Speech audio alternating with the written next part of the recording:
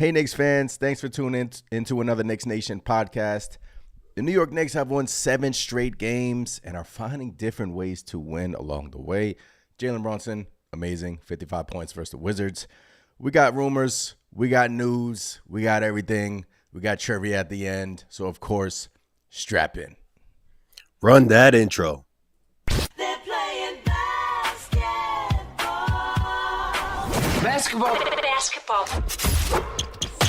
You're listening to the Knicks Nation podcast, where we've got all your Knicks needs covered. Puts up a three. Bang! Bang! He ties the game! Now, live from the city that never sleeps, here are your hosts, Anthony and Chris. What is going on, everybody? Happy New Year to everyone. Thank you for joining us for another Knicks Nation podcast. The New York Knicks, after starting the season 5-6, they are now 22-10. They've won 7 straight games. They've won 7 straight games on the road. If you're joining us on Apple, Spotify, please hit that follow button. Leave us a rating. It really helps out on that end, on the audio side. YouTube, smash the like button. Subscribe to the channel as always. I mean, where do we begin? Brunson, 55 points. Chris, how about them New York Knickerbockers? How about them? How about them Knicks, man? We are rolling. Look, you can say all you want about it being a bad team, but a win is a win when it comes to New York Knicks and Jalen Brunson. I think that's where you got to start. 55 points. The double nickel. What more can you say about Jalen Brunson? That's 2 performances where he's come and carried the Knicks to a victory. JB against the Wizards, look, 55 points. Great, absolutely incredible game. Surpassing 40-plus points, is now the 4th Knicks starter in the starting 5 to have 40-plus points on the season. We have a graphic here, which is absolutely insane that the MSG Network's put up on their screen. History. So the Knicks are the first team in NBA history to have 4 different players score 40-plus points in a game before January 1st. Crazy stat. I'm interested who else is there, who else did that after January 1st. But, yeah, JB willed us to a win. And, look, I was on the post game, Chris, yesterday, and a lot of Knicks fans were happy about the game, obviously excited about the game. But then you had the Knicks fans who were kind of worried and like, we shouldn't be, this close to this Wizards team. Like, this is not good. And I was trying to calm everyone down. But what do you have to say about, those fans, Chris, who kind of, they like the win, but, at the end of the day, there's still things to improve. Yeah, I mean, look, I'll put it this way. I was texting with my godson. Shout out Omar. He was, texting me. He's like, "Hey, what's going on with the Knicks? Why are they losing to the Wizards right now? This shouldn't be happening." And I simply told him, I said, "Hey, look, any team can win. I'm like, the Knicks shouldn't be losing this game, but they were on a back-to-back. And look, that game versus Orlando was as physical a game as it gets. I mean, guys were just basically playing. Like I heard you say in the post, it was like jail ball basically. Guys were just going after each other. It was a brutal physical game, and then to have to come and play a young scrappy Wizards team that, yes, they're missing their key guys, but look, you got to give them credit. They came to play, and while we want to blow out every team, it's not always going to be the case, right? So Knicks started off slow, but at the end we did get the win, and that's what I believe is most important. You can't get hung up on how it happened. It's just the end result is a win, and that's what you should be happy about. Exactly. And look, we went through the concerns because obviously we'll go through everything during this podcast. Anunoby, slump, Mitchell Robinson rumor that has come about in the last 24 hours, for 24 to 48 hours, the bench depth. All that we'll get to, but that was my exact pretty much retort to that is, a win's a win. Look, Celtics just lost to the Indiana Pacers, and now the New York Knicks find themselves a game back of the second seed, and I know it watching the standings right now, it's like super early for that. But the Celtics were, the hottest team, starting off extremely well. They looked like they were rolling. They looked like the championship team that, obviously won the championship. And now the Knicks find themselves a game behind them. So that is amazing, honestly, for this team to start 5-6 on the season, for this team to have poor defensive analytics, and for this team to pretty much hit a 180. And now you are 7 straight especially 7 straight on the road, Chris.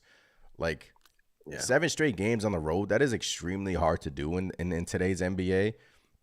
And they have an above 500 record on the road. They have an above 500 record in Madison Square Garden. And in their next 2 games, they're, like Wizards again. And I think we got the Jazz in MSG. So 7 in a row. Make that 9. Make that 9. Hey, I think it's right there. It's in reach, right? Look, again, the Wizards, they're gonna play a good game, but I think I'm taking the Knicks. We're playing the Wizards again. The Knicks are gonna get some rest. This Rover says it in the chat. Already said it before. I hope our guys spend all day today in those healing pods in Dragon Ball Z. Shout out to DBZ. I've been watching a lot of that lately, but I believe the same. The Knicks are resting. They're gonna go. And they're going to show the Wizards who's business this upcoming game. But yeah, man, look, the Knicks are rolling. 7 straight on the road is insane, in my opinion. But we call them road warriors, right? They still got that identity in them. And look, overall, this team is just rolling. They're starting to gel and they're being more consistent. And the biggest takeaway from that Wizards game is that they're learning how to win games when they're not shooting threes at a high clip. And that's what I love the most out of that Wizards game.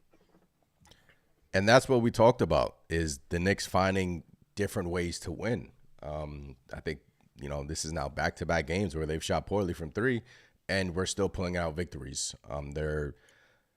That's important, man. That just tells me that, if they're having a bad shooting night, you want to see them, the winning plays, like they'll have that winning mentality and just go full head above the steam for everything else on the court, the diving for loose balls, the mid-range stuff, the offensive rebounding. And they shot poorly in Orlando, and they shot poorly against the Wizards. And the Wizards were, I think they're dead last in 3-point percentage, and, credit to them. I mean, they couldn't miss. And any team can get got. It's the NBA. They beat the Denver Nuggets at home. So at the end of the day, you win the game. And look, like you said, Chris, they're finding different ways to win. They're playing in the midst of an Anunoby offensive slump right now, offensively, and which is, to me, I said it on the post game. I think that, Anunoby's slump. We said it last podcast. We brought it up, and he's still slumping. He's still slumping, but the Knicks are still winning. So, any concern regarding Anunoby and his elbow, or anything with OG? Nah, I mean, I think he had a fairly good game against Orlando, if I'm not mistaken. Yeah. And that was after we were saying, maybe his elbow is acting up. So he did have a decent game against Orlando. I chalk up his performance. Look, he looked tired, man. Against the Wizards, he looked dead tired. The energy just wasn't there, but he did hit some clutch shots in that game. He is struggling, but I'll chalk that one up to just being overall tired, like most of the starting 5 was. Yeah. The bench, I feel like had a big role in the Wizards win, giving us that juice and just basically allowing us to still be in that game. Obviously until Jalen Brunson got it going. Yeah, Chris, I agree. And we'll touch on that in a little bit. Hit some of these comments. Appreciate every single one of you in the chat hopping on this Sunday evening. We do a post-game podcast every Sunday evening. Excuse me. Yo Alpha says, happy Sunday. Let's go Knicks. Dis Rover, what's going on? Big Task, what's going on? Tony, always in here supporting. Eddie, salute to you as well. Tony says, we have the best road record, and soon we will have the best record in the Eastern Conference. Absolutely love that enthusiasm. DC and Orlando games felt more like a home game to me. Carlos in the chat say, Hey, DC, man, when Precious Achua slammed it on the Washington Wizards, you heard it sounded like MSG in there, man. It sounded like MSG. That was an insane dunk. Yeah. Insane dunk. That shut me up too. I was like, oh. Yeah. So, look, Knicks are rolling, man. But going back to Anunoby, Chris, you say you're not really concerned. You chalk that up to minutes. Yeah, I don't know. His numbers have dipped, man. I mean, from corner three, he's shooting 34% on the season. From all three, he's shooting 36% on the season. Mid-range, he's shooting 24% on the season. Defensively, I thought the Washington game was one of his worst defensive games. But you can kind of chalk that up to, fatigue. And the Knicks have been, fairly watching his minutes here. So you say he's tired. Should the New York Knicks make it a factor into giving him more rest in the starting five? Because this Knicks team has been healthy, right? For the majority part of the season, they have been healthy. And Anunoby has been, healthy. And we all know that to be his bugaboo. So his slump, compile that with the tape on his elbow. I'm trying to watch him during the games. I'm trying to actually just focus on OG Anunoby to see if I see anything regarding if he makes a pass motion or if he shoots a shot, if he, winces and, I can take anything from that. But I haven't seen it. I haven't seen any wince. I haven't seen anything regarding that. Yeah. And that gives me hope that it's not the elbow, but it could be, rest. It could be he's tired. It could be just a bunch of things. But this Knicks team is still rolling despite the slump. So, yeah, and that's the beauty of the team that we have, right? I mean, JB said it. It could be any one of these guys going out there and scoring 40, 30, 50 even. So, am I really concerned? I'm not too concerned at the moment. I'm hoping his elbow's okay. Like he said, the tape is back on there, the brace is back on there just for precautionary reasons. I think he was gassed in the Wizards game. And look, Landry Shamet is now back in the mix, giving us some good minutes off the bench, just getting started. And I think that's a pathway to giving someone like OG Anunoby some more rest, Obviously, Mikal Bridges, he's an Iron Man, right? Also playing a ton of minutes as well, and you kind of want to give him rest too. But I think the Knicks can find a way to kind of keep at least one of those guys on the court, still give them the rest, especially now with Landry Shamet in the fold, and just handle it that way. But we all know with Tibbs, man, he's going to play his starters to win, and I don't know if they make a change like that, but they definitely have some reinforcements now on the bench where they can kind of, give some guys some more rest if they need to.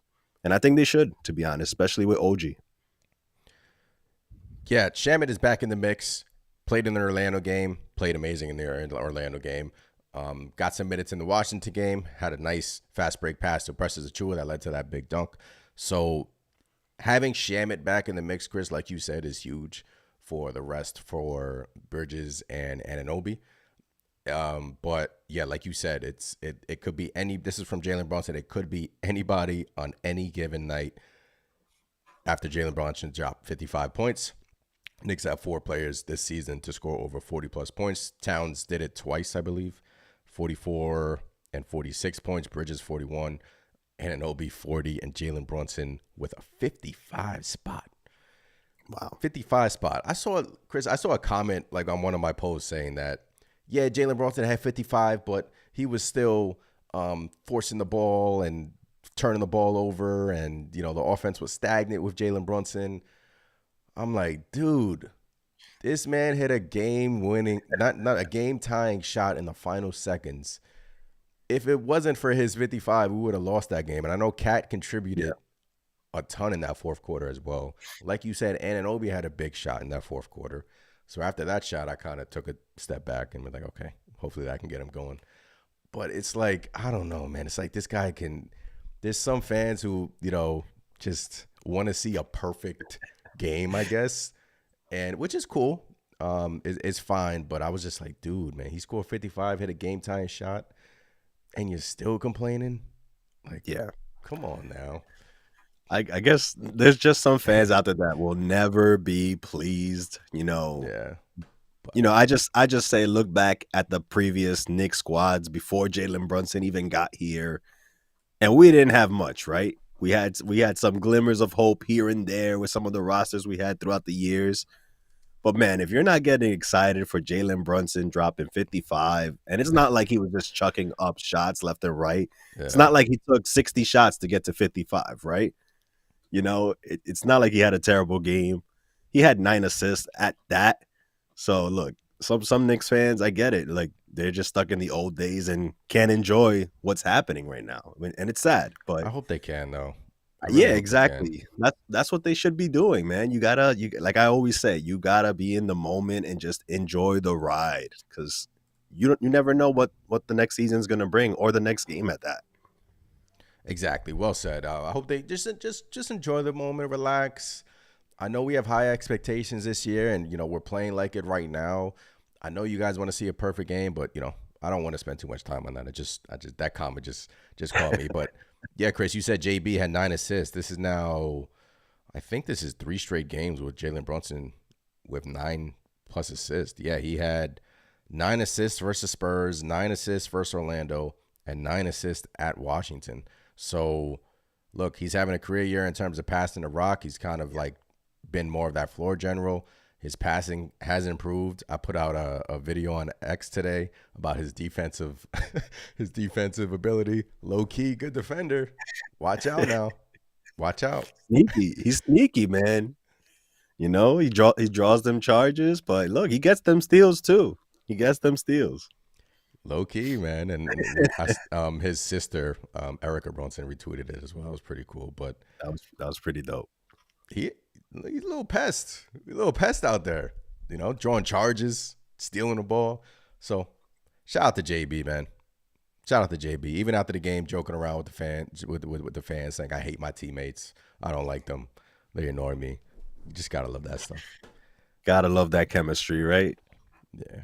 Knicks will be 2025 and 2026 NBA champs. In the chat Sir. says Cat hit a few big shots in the fourth quarter against the Wizards. Yes, he did. Karl Anthony Towns, great fourth quarter. Knicks were finding him and getting him the rock. TA, JB has learned when it's time to take over, he takes over. He takes over. And then that's what I love too, Chris. Especially that Orlando game where that was prison ball, number one.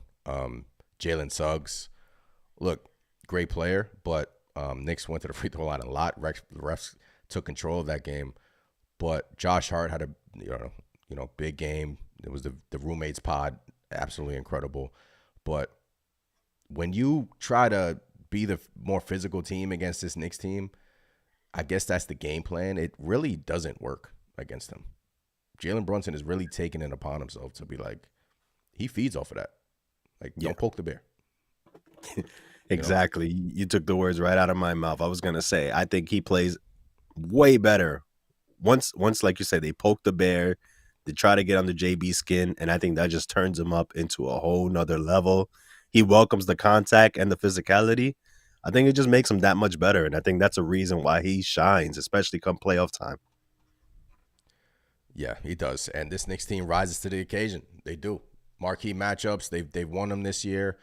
And look, they started this season 5-6, man. And there was a lot of questions, but it was a new situation for Bridges, new situations for Cat, and for them to, like, it's literally pick your poison with the starting five, and we'll get to the bench in a bit, and we'll talk about how they can improve in that regard. But right now, the starting five is playing extremely well, and it's tough to beat when they are.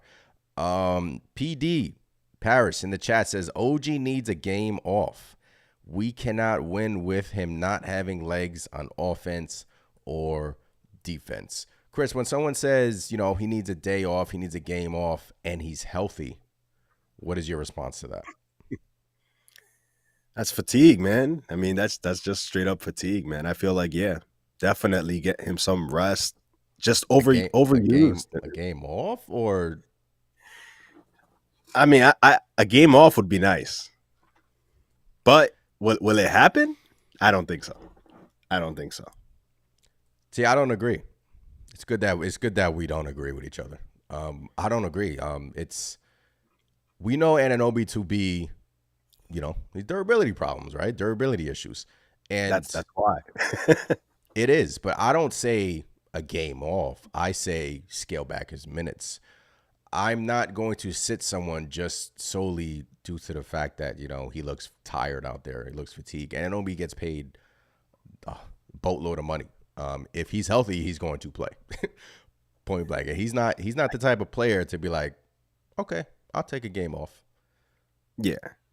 And I get that, but at the same time, I'm just like, for the same reasons you just mentioned, he makes a boatload of money, has an injury history. He did put that brace back on his elbow. He did have he has some good showings, but if he looks tired and gassed out there, if I'm Tibbs, I'd probably, say, hey, OG, why don't you just rest up one game? Let's just take it slow, get some rest. I mean, come on. And no, we're not the Sixers. This is I'm just saying, with OG Anunoby, you got to be careful, man, because if he doesn't get rest, I mean, look, there's no way for us to tell if and when or if he'll get hurt or something like that. Hopefully not. Don't want to wish that on anybody, but if you could get him some rest, get him some rest. Let him get a game off. I'm sure we'll be fine for one. And look, he played 42 minutes versus the Wizards, right? And prior to that, the Knicks have been monitoring his minutes. 28 minutes at Orlando, 36 minutes against the Spurs, 34 minutes against the Raptors where he went off. He hasn't been above 40 minutes since we were in Toronto for the NBA Cup. So the Knicks have been monitoring his minutes. I know he played 42 against the Wizards, but it went into overtime. If that game was ended in regulation, he would have played less than 42 minutes. So that right there is telling me that the Knicks are already scaling back. Like they're giving him more rest than Mikal Bridges. And they're trying to protect him. And they know that he's extremely valuable to us, number one. But when it comes to somebody, just sitting out because you're scared that he's going to get hurt, I don't think that's how you go about things. I don't think that's how you do it. And the Knicks have shown you no load management for you, huh? Yeah, there's no look, I hate load management. I do. I hate it. I think it stinks, and that's what makes this Knicks team so fun to root for, right? If they're healthy, they're gonna play. And it could be a just one of those seasons where Anunoby plays 75 plus games and has a career year in terms of games played, and he could be striving for that. But at the same time, I understand people's argument saying that, maybe give him a game here, maybe give him a game there. But do I understand it? Yeah. Do I agree with it? No. Because, look, we should beat the Wizards without. Look, Brunson came into that game questionable. And there were fans saying, don't play him. We can beat him without him. And then look what happened.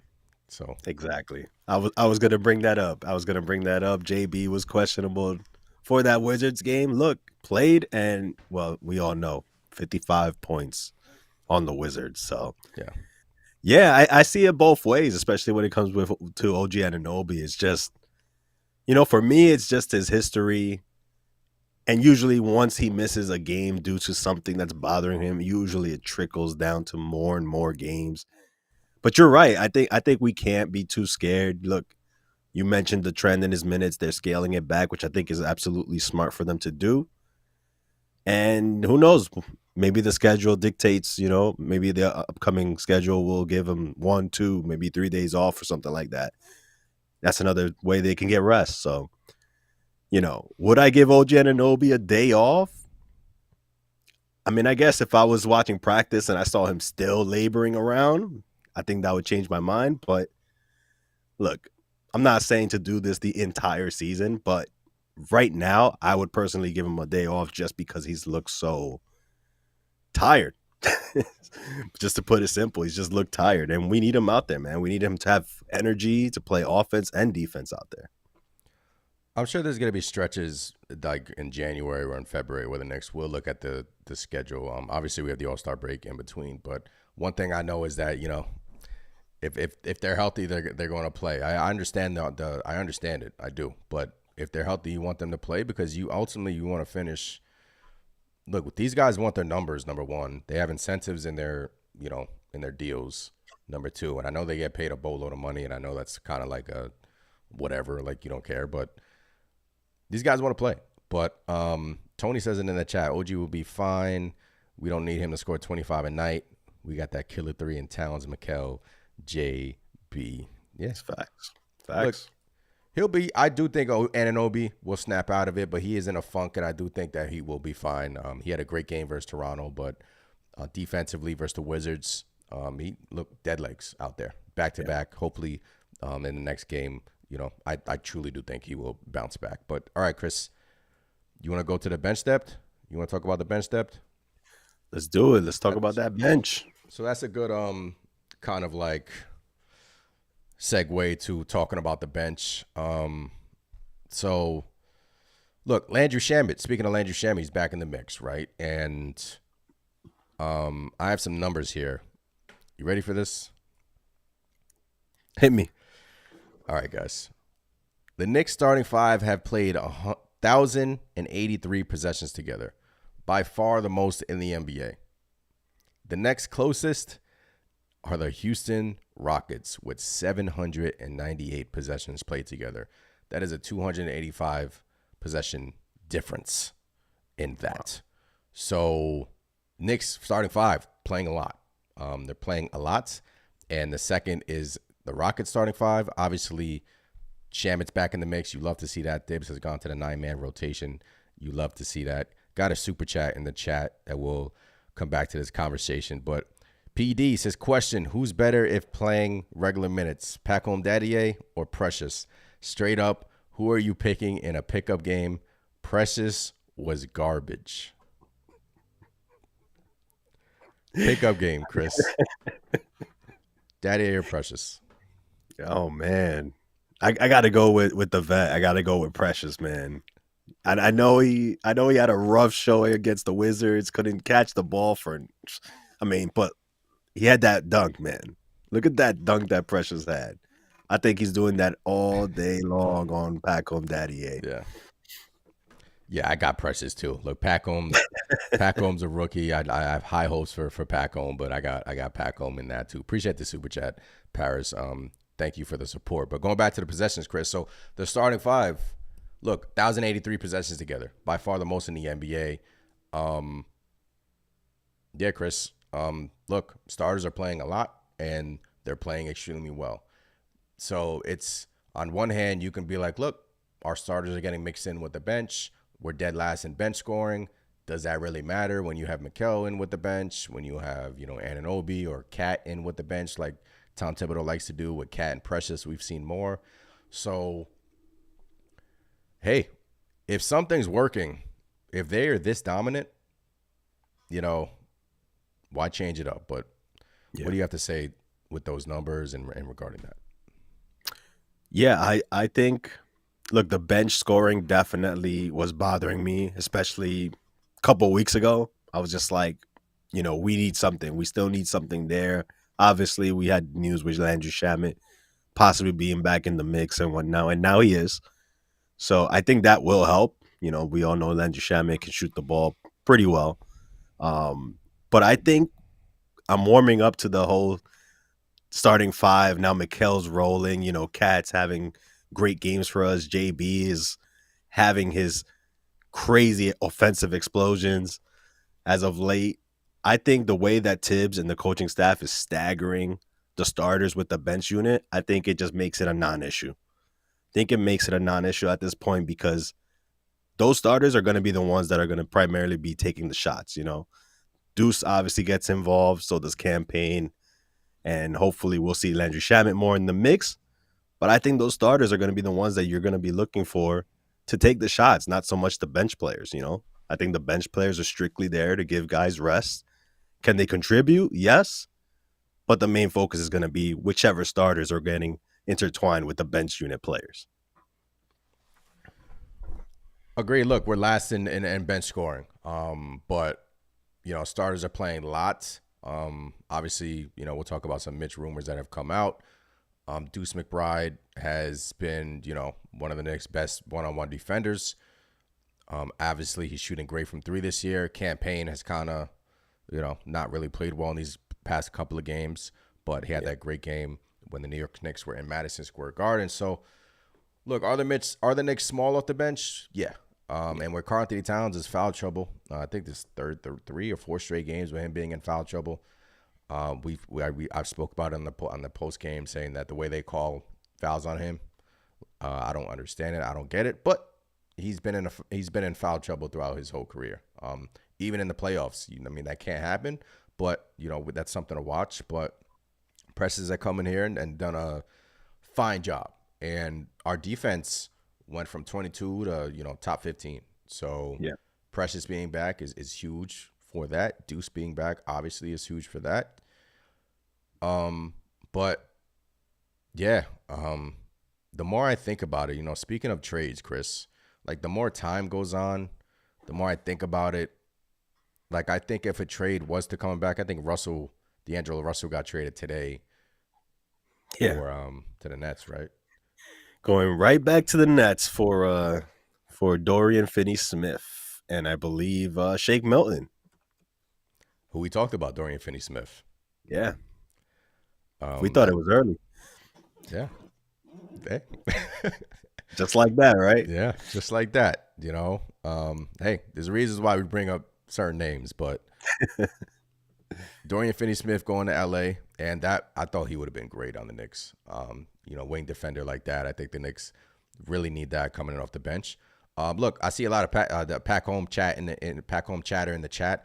I would give Pack Home some run, but now with Shamet in the mix, I don't think that's happening. But I truly want to see Shamet's minutes increase. A trend that we've been seeing is Thibs deviates from his substitution patterns in the second halves of these games. First half, he's fine with playing, Shamet. He's coaching freely. He's like, all right, cool. I'll go to my bench. He's trusting his substitutions. But second half comes around. I think last night when JB was rolling, he didn't trust his bench at all. I don't think Campaign. I don't think he played in the second half, if I'm not mistaken. But Possibly. Yeah. So that's something to watch. But I think as time goes on, I think Shamet is going to be big for us. But going back to my point, I think the more time goes on, the more I think, because of McBride's contract situation, and Jericho Sims has also been rumored to be being shopped around. I think the Knicks will look at that if they find something. I think they will look at that. No. No way. No way. No way what? You can't trade Deuce McBride, man. That's a homegrown. I know the contract is amazing, but that's why you keep him. I feel like with this Knicks team, obviously with the salaries, the way that it is, you need Deuce McBride's contract there. And look, that contract is a steal. We all see what Deuce McBride does for this team.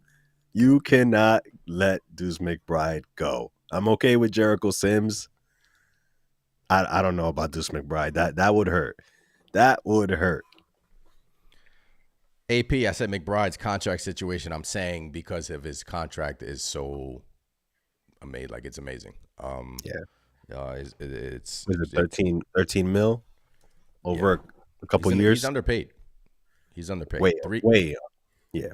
He signed a 3-year, $13 million contract. He has a $4.7 million cap hit this year, 4.3 next year, 3.9 in 2026, 2027.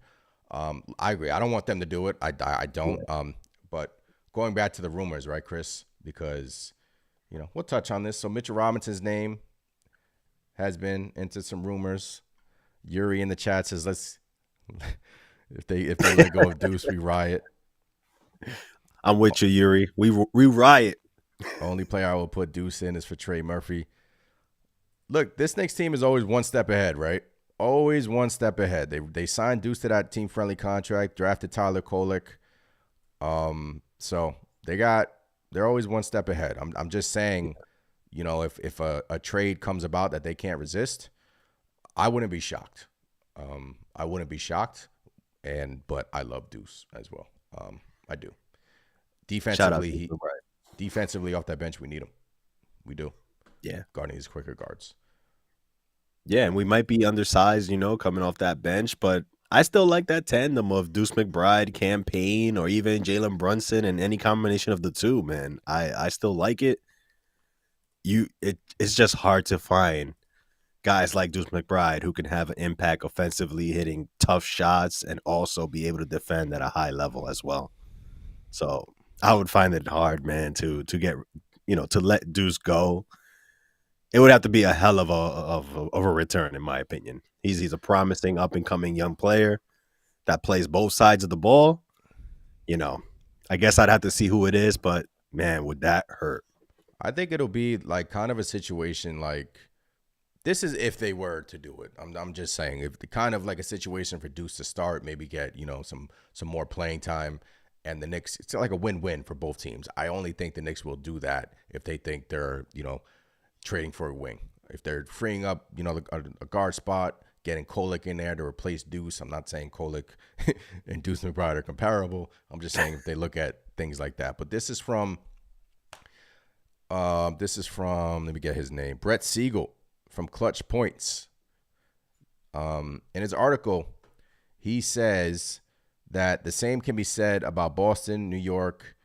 On the other hand, wouldn't be opposed to flipping Mitchell Robinson in a package for an impactful six-man-like player. Then he also says Jericho Sims has also seen interest in trade conversations around the league. And then we have Mitchell Robinson on Instagram saying, keep that same energy. FN. Do you know what FN means, Chris? For now? For now. Okay.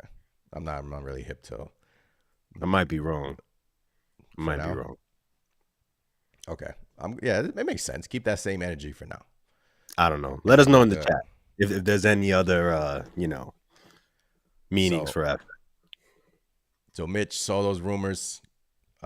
We all know Mitch is very vocal about everything regarding his health, regarding trade rumors, everything. He's very vocal. So that is from a couple of days ago. And before you guys say, who? Brett Siegel, who? I believe he was actually one of the first on the Mikal Bridges trade, if I'm not mistaken. So okay, just taking it with a grain of salt, but it's something that he put in his article. So, hey now. man. Yeah. And also we had our old friend Quentin Grimes actually wrote to Mitch and said that's crazy, but you know, wondering what's really happening behind the scenes. Obviously, we're never gonna figure out unless Mitch posts something more specific. But I don't know, man. I think Mitch is the perfect player that we need. You know, coming back, it's almost like a late season acquisition, almost with Mitchell Robinson coming back from injury. He's gonna give us the height that we're seeking, the length, the shot blocking, the rebounding, everything that we are saying we need from somebody. We're gonna get in Mitchell Robinson, and most likely it's gonna start off the bench. So I don't entertain it. I say you keep Mitch, man. Everybody has said he looks amazing. He's in good shape. He's thin, mobile, moving well. You know, I say take a look at Mitch and see what he has. You know, don't just go off and trade him. It could be the boost that we need, right? The Knicks don't need more offense off the bench. They need defense. Yep. They need defense, and they need Mitchell Robinson's presence. But maybe in the front office, some are looking at it like, can we rely on Mitch? You know, last season he was hurt. Embiid kind of, you know, did his little shenanigans. Mitch has kind of been, you know, the injury bug has followed him around. all of these things are taken into consideration. The front office are saying to themselves, like, look, Mitch's presence is great when he is on the court. But when that really hasn't been much, right? Yeah. You're kind of like hoping that he can come back and be, old Mitchell Robinson. So that is why, the Knicks, look, Brett Siegel said they're shopping their two bigs, Jericho Sims and Mitchell Robinson. Obviously, they would want a wing in return, or, someone like the height of a Precious, but I don't know, man. It's so tough because Mitch is also, his contract is extremely team friendly. And in order to improve the bench, you got to give up some stuff. But like you said, if they don't do anything, if they kind of stay pat and Mitchell Robinson comes back and he's playing like Mitchell Robinson, defending the paint, offensive rebounding, great. But they're kind of guarding themselves like, what if he comes back and first round of the playoffs, he's out again? And then what? Yeah, and I guess that's the rub, right? That's basically the back and forth, So I just think at this point you just kind of take what you can get from Mitch, right?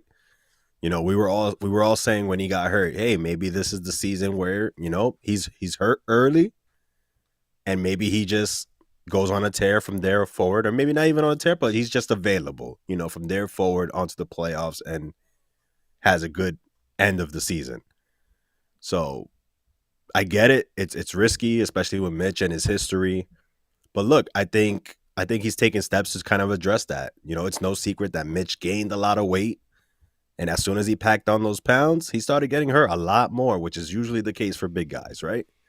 So now you have a Mitchell Robinson who's coming in more leaner, like this Stefan Bondi tweet right here. It says, Tibbs said Mitchell Robinson is light and lean. He's worked extremely hard. Tibbs added, the next step for Mitchell is running full speed, then contact, then being clear to practice. That's Stefan Bondi. So you're getting a Mitchell Robinson who's in shape. He's lighter. He's leaner. Potentially he's going to be even bouncier now because he's light. So I just think you got to roll the dice on that. I just don't see I don't see you getting some six man that's going to have the type of impact that Mitchell Robinson can have defensively, and come playoff time. And again, I know you mentioned, what if he gets hurt before the playoffs? I just feel you got to roll the dice just simply because of what Mitch can do for your defense, man. We all saw what he did versus the Cavs, versus Jared Allen, Evan Mobley, took them both out single-handedly. So, if you're telling me I'm going to get that type of a boost, that's the upside off the bench for this New York Knicks, yeah, that's the upside. But one thing I will say, every time Mitch has come back from an injury, he's always played well and got back to that same level that he usually was at the season before. It's how do you keep him healthy? And again, with having Cat here now, I think there's more of a pathway to keeping Mitch healthy because he's not going to be playing that many minutes as well. We saw it before with iHeart being here. They had Mitch playing 25 minutes max. Mm-hmm. I think that's a blueprint for Mitch. You just can't have him out there 30, 35 minutes. Because the second he started playing more minutes, especially in that Philly series, he got hurt. Obviously, some of Joel Embiid's antics helped that along, but I think that's my take on it. Yeah, well said. And we have a few guys in the chat. Says E. Gibson says, I am not certain. Appreciate every single one of you in the chat joining us here for another Knicks Nation podcast on this Sunday evening. Smash the like button, subscribe to the channel if you guys haven't done so already. Come join us here in the chat. We're just talking about, we've been kind of reset the room a little bit. We've been talking about, the Knicks 7-game winning streak, how they've gotten to this point. And now we're kind of shifting about, we've seen this rumor and we're talking about, Mitchell Robinson is return, hopefully, in the end of January. So E. Gibson says, I am not certain what Mitch's value is around the league. I think some New York Knicks fans might overrate his value. Dan Tony says, I think the most you get from Mitchell Robinson is a second-round pick. And then Ron B says, time to move on from Mitch. He's just not available enough to make any significant impact over the long haul. That's another thing, Chris. It's like, what are you going to get for him? Yeah. You have to – he has to be on the court. And by the time he comes back, the trading deadline is going to be, a week away? So teams want to see him play. Like, you can sell teams that, like, oh, look what Mitch did. And, he's this elite rim protector. And when healthy, he can do this. But you're really not going to get much for him, which is why, in my opinion, if you were going to trade Mitch, he doesn't have value right now, in my opinion. So, yeah. So, I agree. You would have to package him with somebody. And that was what led me to the Deuce McBride talk, which we don't want to do. But you also have to scour the market. We're talking about the bench depth and, ways to improve the bench. It could just be in-house. It could just be Landry Shamet coming in here and playing well. The New York Knicks could be looking at this and saying, look, our trade deadline acquisition is Mitchell Robinson. We have faith in him. He's back. Maybe the Knicks were just like, look, we'll give you more. Maybe he could have played right now. Maybe he could have played the end of November, December. The Knicks are just looking at it like, look, man, I want you to be 200% healthy. Like, if that makes sense. Yeah. Like, I want that thing to be good. When it comes to Mitchell Robinson, that makes 1,000%. Yeah. I mean, look, I think Tony nailed it. I think right now his value, Mitchell Robinson's value, that is, would be like a second-round pick. We're starting to hear, the rumors are flying around that, guys like Jonas Valanciunas are available. Jordan Clarkson is available. And what they're asking for in return is second-round pick.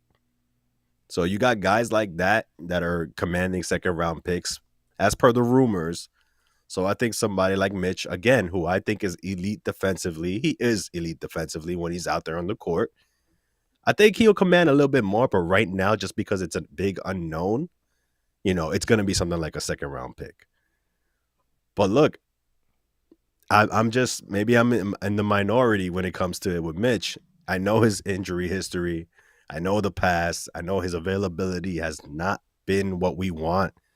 But you just can't deny that he really brings to the table everything that we're currently hungry for on this Knicks squad. The rebounding, the blocks, and not even blocks, just altering shots at the rim. It's no secret guys are going, opponents are going hard in the paint against Karl Anthony Towns. Can Karl Towns protect the paint? A little bit, but he's not Mitchell Robinson, So I think you nailed it when you said, look, maybe the reinforcements are already here, and Landry Shamet and Mitchell Robinson waiting in the wings. Personally, I think that's the way I want to go, but who knows what's to come. Yeah, and I think, look, it's still early, but the beauty is you're going through the bench kind of, wavering here, and you are still one game back of Boston for second place in the Eastern Conference. You won 7 in a row. So these are good problems to have right now. And maybe the Knicks are looking at this. It's one thing if we were kind of 2 or 3 games above 500 and we're like, what can we do to improve this team? But no, we're rolling. But, that's the beauty of, talking through this is, finding different ways to become, elite team, a championship contender. And I think right now the Knicks want to see Mitchell Robinson with Cat. They want to see how that looks because Cat and Gobert, they formed the chemistry in Minnesota, and I think the Knicks want to see that. So I think any trade regarding Mitchell Robinson, I don't think is going to transpire. I don't. And I don't think teams, really would trade for him because they don't know what he looks like right now. So the best thing for the Knicks to do is hope that he can come back and stay healthy and let's rock. I agree. Because if he comes back, and that's the piece, that's the peak I've been talking about. I've been saying I think this Knicks team can get to another peak, to get to another level. Maybe that's it, right? Maybe that's just the piece. So, yeah, it could be following that Minnesota blueprint, right? Yeah. That's something, again, I maybe selfishly, I want Mitch on the team just to see what it looks like with Cat. But I think it's going to be great. I think once they figure it out, obviously, There's going to be a learning curve there, but I do feel that Mitchell Robinson is part of the solution for this Knicks squad. And look, we're so used to him getting hurt late in the season after he's played a bunch of minutes. And this is the reverse. So this is why I think that maybe this works in our favor, you know? Obviously, the Knicks are rolling right now, 22-10. Not really missing Mitch too much. But boy, if we get a healthy Mitch back and he is playing like the Mitch that we know, that's going to be scary to add to this team, especially later on in the season. And shout out to Leon Rose, man. Everything Leon Rose has done has worked. Everything Leon Rose has done has worked for this team. He's always one step ahead, making trades every single year, and every single trade it has worked out. The OG Anunoby trade, Karl Anthony Towns trade, the Josh Hart trade, the signing of Jalen Brunson. The only hiccup he has had was, the signing of Evan Fournier. Why is the point guard's name escaping me? From Charlotte. Forgot his name. But Kemba. Yeah, Kemba. Damn. Forgot Kemba? That's the only hiccup. Shout out to Kemba Walker. Shout out to Kemba. But Leon Rose, everything he touches turns to gold, man. So I trust the front office. I trust the vision. And, that's my piece on that. Just trust him. Yeah, I agree. Apologies to Leon, man. I was questioning the Mikal Bridges for a little bit there, but, I did mention, did we finally make a mistake? Not only the Bridges giving up all that we gave up and the Karl Anthony Towns trade, right? I was like, man, we're going to miss Devo. We're going to miss Randall. Is this the first mistake that Leon Rose has made? Nope. No, it's not. And I'm sorry. Mikal Bridges trade. Look, I mean, Mikal, we haven't even touched on him tonight. He's been playing 180. We've been talking about him. He has turned his game around for sure, defensively and offensively. 48%, almost 50% from corner three this year for Mikal Bridges. So just look at the trades, man. RJ Barrett quickly going to Toronto. OG Anunoby coming in here. Impact. The signing of Isaiah Hartenstein. No one knew about Isaiah Hartenstein. The Knicks signed him, and he was absolutely incredible for us after we signed him. The Karl Anthony Towns trade is looking beautiful. The signing of Jalen Brunson, Josh Hart trade, Cam Reddish, and, a protected first. I mean, come on now. That's steal. Yeah. Come on now. That's no slight at Cam Reddish, but I still remember the Cam Hive, man. The Cam Hive was going crazy. Yeah. So let him work, man. Let him work. Appreciate every single one of you. Hit some of these comments. What do you say, Chris? Let's do it. Unc Dre, what's going on, Unc? Mitch is a Knick. No team is trading for Mitch until the other teams actually see him play, and that's going to be after the trade deadline. We are one game behind the Boston Celtics. Let's go. Knicks 100 GM. Yeah, but we threw away our future, so it has to work. Oh, man. I mean, we had to use the picks eventually, right? We had to use them.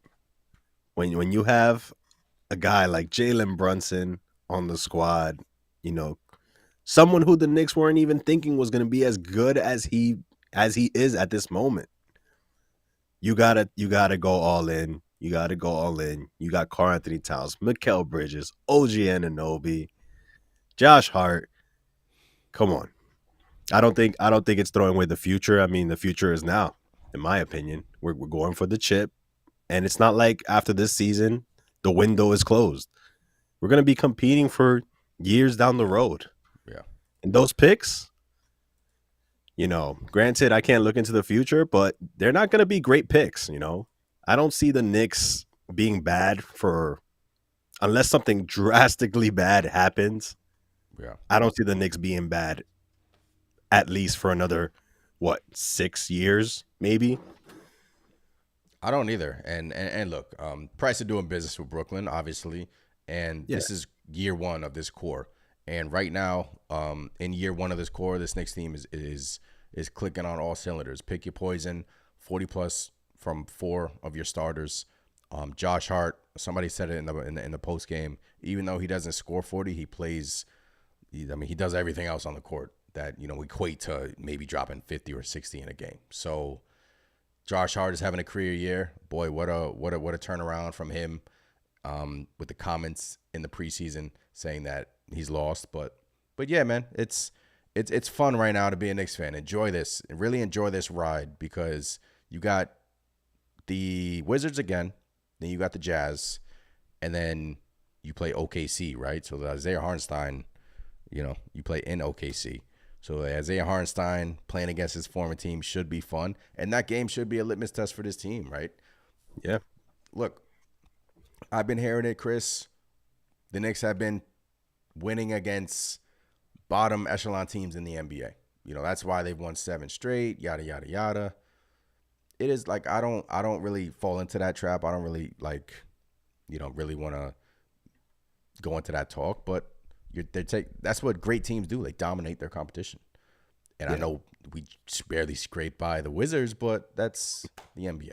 So that's the NBA. It is. So it is. Look for example, Milwaukee. They looked absolutely terrible and they continue to an extent, but they're playing much better. And they're a team that went out and ended up being OKC for the NBA Cup, right? Yeah. I'm sure nobody saw that coming. But, in this day and age, in this league, especially with the way the three balls being shot, any team is in any game, if you think about it. So you could say scrape by the Wizards, but look, those are the types of wins that builds characters for teams, especially teams that are trying to find a chemistry and trying to get things rolling, which I feel like is more important for the Knicks at this point in time. And look, this team is still gelling. They're playing really well. But can you imagine what this team is going to look like next season? It's probably going to be pretty crazy, once we get that even more consistency. Mm-hmm. But that's looking too far ahead. I still look, you got to enjoy what this Knicks squad is doing, man. Can't worry about the picks we gave up and if we mortgaged our future or not. Look, there's always ways to get picks back. If things don't work out, you're going to tell me teams don't want a Karl Anthony Towns? You're going to tell me teams wouldn't want an OG if we decided to blow up this team? None of that talk. I'm just saying, I'm just saying. But look, this team is to be reckoned with. Yeah, yeah. And will be for years to come. Yeah, for sure. This is from Tommy Beer, most points scored in the NBA in 2024. Jalen Brunson with 2,620 points in the NBA leads all scoring. He is number 1 in the league. Man, 55 versus the Wizards. Just incredible footwork. Just incredible watching him, go to work. Masterpiece from JB. Just unreal game. And more of the same, guys. I mean, they should win their next 2, Chris, at Washington versus Utah. And then that'll make it 9 in a row. But I don't want to look too far ahead. But if they win their next 2, they're 24-10. And who knows what happens to Boston, right? You could leapfrog Boston in the next week. And even after that, even after the OKC game, you got some winnable games in MSG. So I really like where this team is at. Going into the new year, playing well. Are there things to work on? Yes. Will they go through adversity? Yes. But adversity is good. We embrace it, right? We embrace adversity. Yeah. It builds character. This next team is winning in different ways. Now they're shooting poorly from 3, and they're still finding ways to win. When they shoot amazing from 3, like they have been majority of the season, they win. They score 130, 140, and there's nothing you can do. They're winning despite the struggles of Anunoby shooting. We talked about Anunoby, but I just love where this team is at right now. I do. Yeah, I really do. Yeah, it's all coming together, and it shows the growth of this team. Yeah. Again, not you could say that the Knicks have been playing okay ball the past couple of games, and we won each of those games with the 3 balls not falling, with the defense not being up to snuff the way we've seen them play at times. With our Knicks squad finding ways to win when things are just not working, the number 1 option, maybe the number 2 option isn't working, and we're still finding ways to win. Come on, that's the recipe for success in the NBA, in my opinion. Winning those types of games makes the other games where things are rolling and things are working the way you think they would just that much easier and that much stress free, I'll say. But yeah, man, this Knicks team, they're rolling, man. You got to enjoy this, and this is one of the better starts that we've had in a long time, right? Since the 2012 season, I believe. Yeah. So it's been a decade, man. It's Yeah. a long time. That's a long time, and I know that's what brings me back to yeah, we won against the Wizards, but this. Yeah, we just barely scraped by. We're beating these, bottom echelon teams in the NBA. Hey, so what? We're supposed So to beat what? those teams. Exactly. So what? Bring it on. One game behind Boston, and I can't wait for what happens in the new year and so on and so forth. Latoria, what's going on? Tony says, I need the Knicks championship. Been a Knicks fans for a long time. We are due. AP says Jalen Brunson is closing in on his 8,000 career points. Let's go. Crazy. Let's go. The captain. Shout out to the captain. This Rover says, think about how many construction jobs will be created overnight if the Knicks win the championship. Man, shut down the city. Shut down the city, please, if the Knicks get there. Facts. And they will get there. It's coming. I mean, it's we're close. We're close. Can't wait. All right, Chris, trivia. Let's do it. Every week, Chris and I do trivia on the Knicks Nation podcast. Like we said, those of you that are listening to this on Apple or Spotify, we are on Apple, Spotify. Just type in Knicks Nation. You see the Knicks Nation logo. Please hit that follow button. Please give us a review or rating. Really helps out on the audio side as well. Appreciate every single one of you guys tuning in on the YouTube channel as always. All right, Chris, it's your turn. Here we go. Should be a layup for you, but we'll see what happens. We'll see what happens. Which Knick did Jalen Brunson surpass on the list of most 50-plus point games by New York Knicks? Is it A, Bernard King, B, Richie Guerin, C, Patrick Ewing, or D, Carmelo Anthony? A, Bernard King.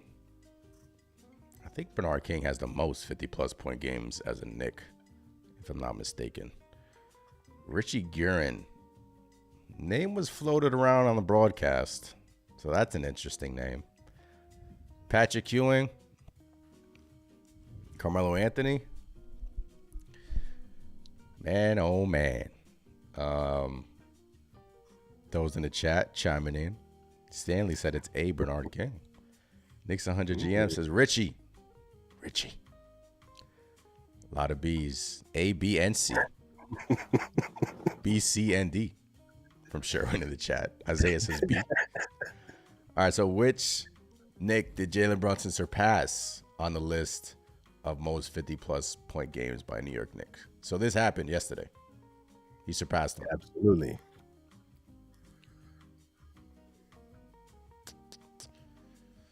I think he already passed Melo.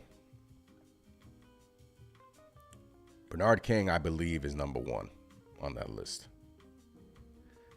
So I think I saw this, Chris. I'm going to go B. Final answer, Richie Guerin. Final answer? Just checking. How you when you do that? Final answer? Makes me think I got it wrong, man. Hey, Millionaire taught me I would well, go man. either Richie Guerin or Carmelo, but I feel like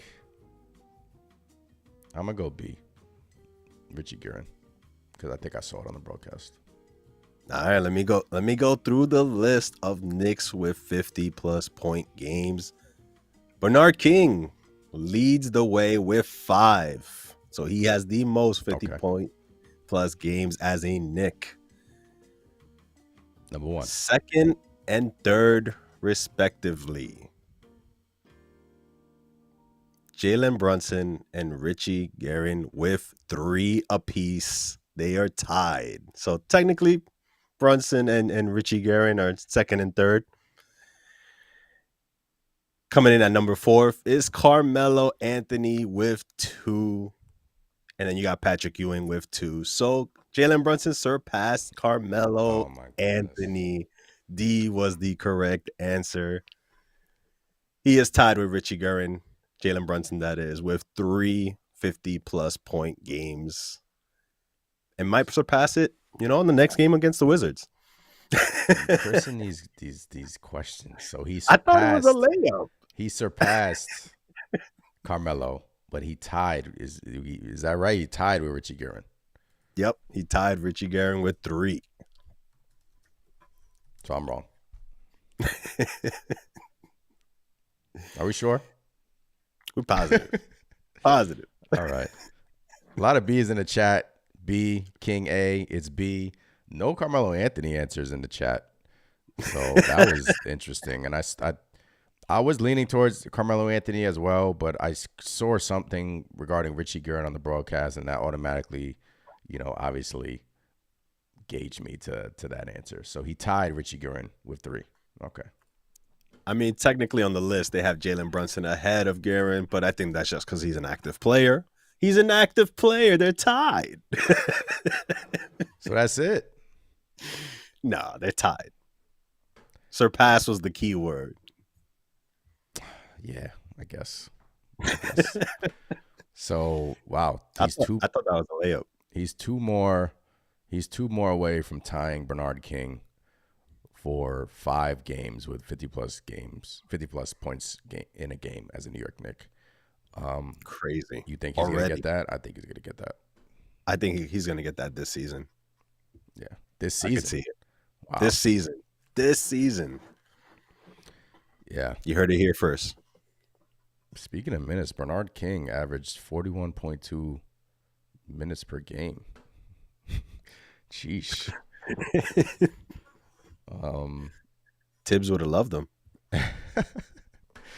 Yeah, so Melo's 4. Houston is 5 with 2. Julius Randle has 1. Jamal Crawford with 1. Willis Reed with 1. Yep. So Bernard King. Shout out to Bernard King. I think that record is going to be broken though from number 11. JB. I believe so too. JB. All right, guys, this was fun. Anything else you want to touch on before we get up on out here, Chris?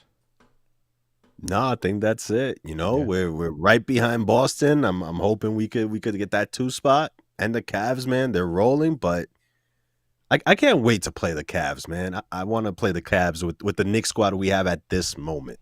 Yeah. I think we're going to give them trouble. I don't think that happens until February, I believe.